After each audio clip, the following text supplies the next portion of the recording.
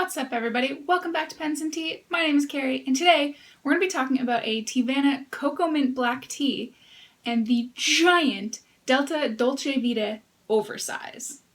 This tea is awesome. It is so good.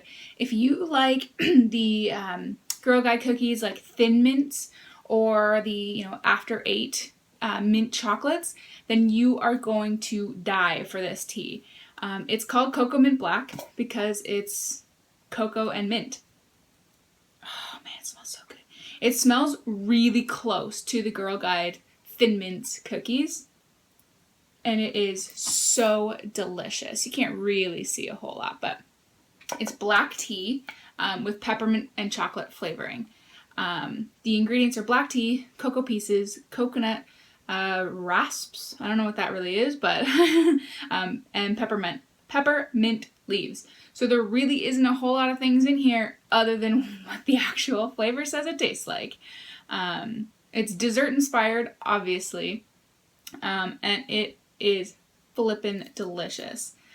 Basically, you take about a teaspoon of this tea, toss it into a bag or filter or anything that you got.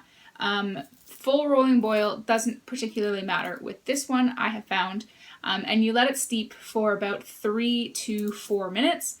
I'm probably a little closer to the 4, but that's because I go full honcho on this bad boy. I put a little bit of milk in it, and I even put a little bit of sugar in it, because when I drink this, I basically want a liquid cookie, and that's what it tastes like. Right now at Teavana, it is on sale for $4.89 per 50 grams, or 2 ounces. It's regularly around about $8, but it's been on sale for so long that I can't even really remember what the full price was. This also has been around for a very long time. Oh, sorry. Smells so good. Like the Maharaja chai that I talked about in my Mont Blanc 149 video. This also has been around for a really long time, and I know why, because it's delicious and everyone loves it, or at least everyone should love it. I do. I will be buying more, and I highly recommend, if you like Girl Guide Thin Mint cookies and tea, obviously, to give that one a try. They do ship to the US as well, so definitely pick it up if you want to, because it's so good, so good. And I figured, orange tin, let's go for orange pen. This pen is huge. It is massive. Holy smokes. This is the Dolcevita Oversize pen, and it is not lying when it says it's oversized. Wow. This pen is not mine. I've had a whole bunch actually loaned to me by my friend Gerald, who I'll put a link in the description below. This pen is just ginormous. It is a fatty of all fatties. It's not particularly long, but it's just the girth of it is insane. The cap band here, which you can sort of maybe tell, has the Delta logo. Then the clip with the typical Delta roller ball at the end there, which you can't roll at all when it's down, but if you manage to lift it up a little bit, then you definitely can roll it, no problem. Around the centerpiece here is, to me, what looks like kind of like pretzels. Little deco there. Again, I'll get a close-up of this.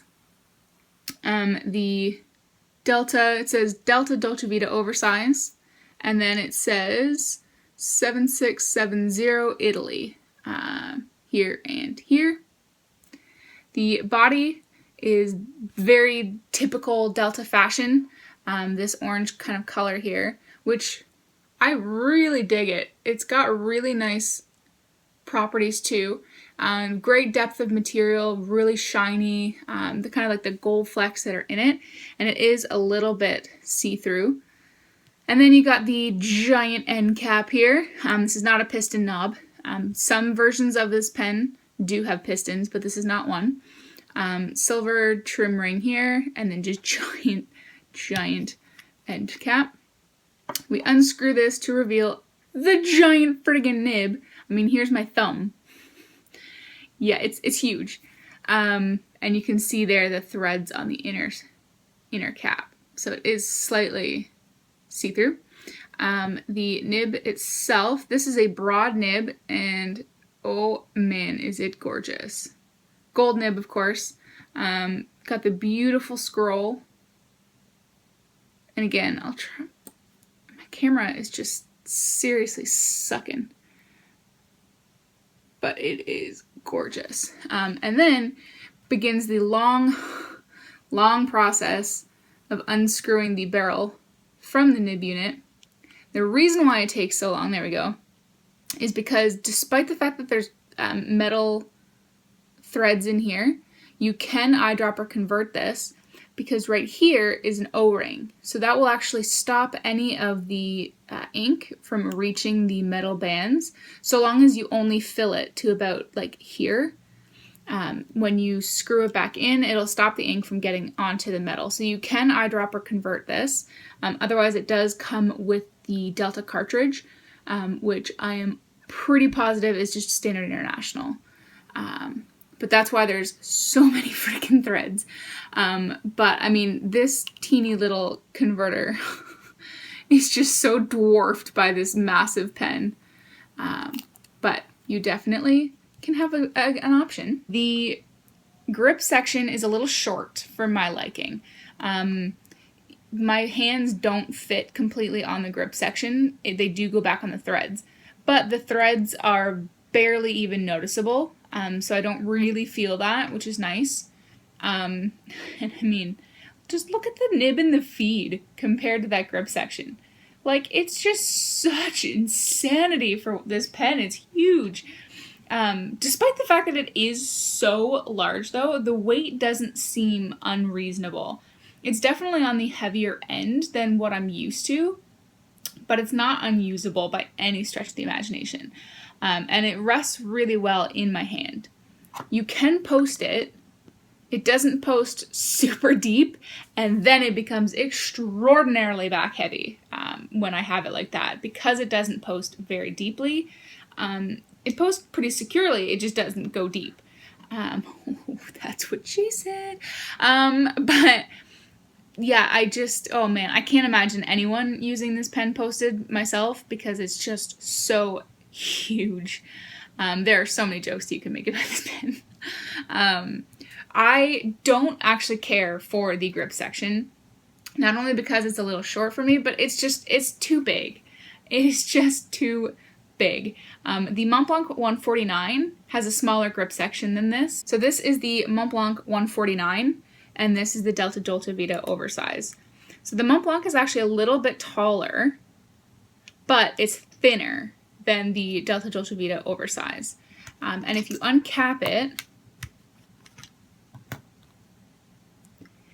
the nib sizes are very similar. The Montblanc is ever so slightly smaller, but it's pretty close. But look at the grip sizes.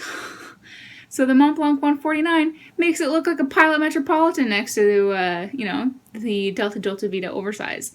It's huge.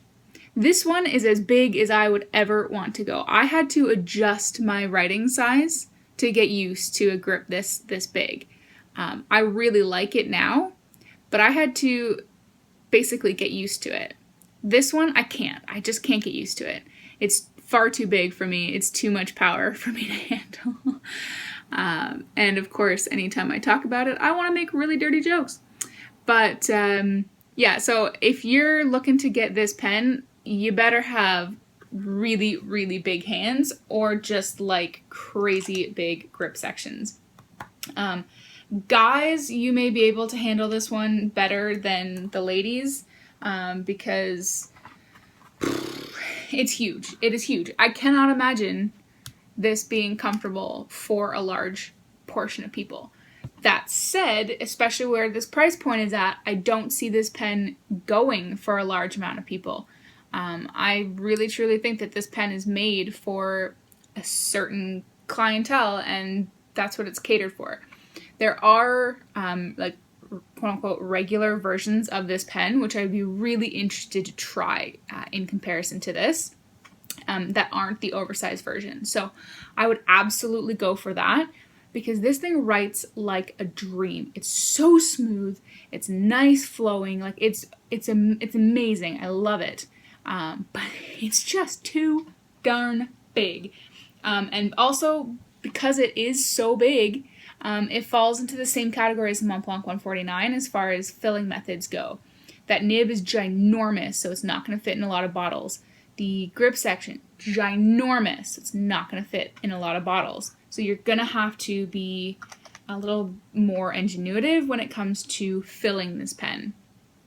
Whether that means, getting a syringe and filling it that way, or, decanting your inks, especially if you're trying to put like stuff from like sample vials in here, it's just not going to flow very well.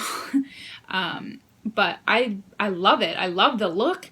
Like I said, it writes like a dream. It's just far too big for me, and I cannot get used to this meaty grip section. I find that I end up holding the pen really tight because I feel like it's just going to fall out of my hand. And so my hand becomes really fatigued, and I don't care for it. But I would definitely be interested to try the regular version because I think I would really, really like it, and I think I'd want to buy it. But this pen I would not buy, and it comes at a price tag. So US dollars, I've seen it on many, many sites, retail sites, not like eBay or anything like that. Retail sites, $895 to $716. So Canada, I haven't seen it anywhere in Canada as far as retail sites go, so we'd be forced to buy somewhere else, even though that breaks my heart. So with our dollar where that sits, we're looking at about $1,100 to $926. So definitely has a price tag, but it is a whole lot of pen. I mean, holy smokes. Let's jump into the writing sample because I gotta show you what this giant honker thing will do.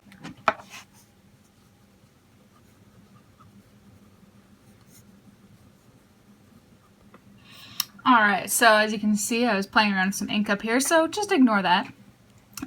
This is, once again, the Dolcevita Oversize broad gold nib, and the ink is Noodler's Habanero. It's got crazy shading, and I really like it. And this is a pretty wet pen, so it lends well to that shading. The pen definitely has no problem keeping up. If you go as fast as you want, it's going to be there for you, and it's going to have no issues. As far as line variation goes,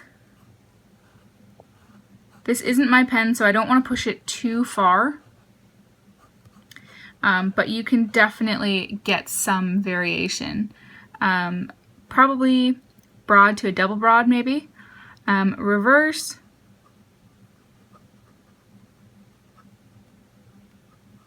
Yep, you definitely can, and it'll probably hang on for quite a while because it is such a wet pen. It's a little bit scratchy, and you're going to lose the the shading and whatnot, but you definitely can do it if need be, which is kind of really nice to know. But as far as wetness goes, yeah, look at that. I personally really like wet pens, so I like the fact that this one, comes out not quite like a fire hose. I mean, the Quick Brown Fox is still rocking, but I mean, these lines here, obviously you can see the reflection. Yeah. So I like the fact that it comes out really, really wet. If you don't like that, then you may have to get this nib tuned so that it's drier, or just stay away from it altogether. But I absolutely love the fact that it comes out really wet. And it's just so smooth. Not quite as butter smooth as like a Visconti is, but pretty dang close. You get just a teeny little hint of feedback, just a tiny bit, but it's really smooth, and I really love it. I would not buy this pen, like I said, just because the grip section is too large for me to get used to, but it's definitely one that I would recommend if you have large hands. And I really, like I said, again, want to try the regular version because I really think I would like it. But guys, that is about it for me today. If you liked the video, hit that thumbs up button. If you haven't yet done so already, hit the subscribe button. Videos come out every Monday and Friday. Don't be afraid of the comment section below either. Leave any questions, comments, or concerns. I read them all, and I do try and answer them all as soon as I can as well. So guys, as always, I will see you next time. Bye!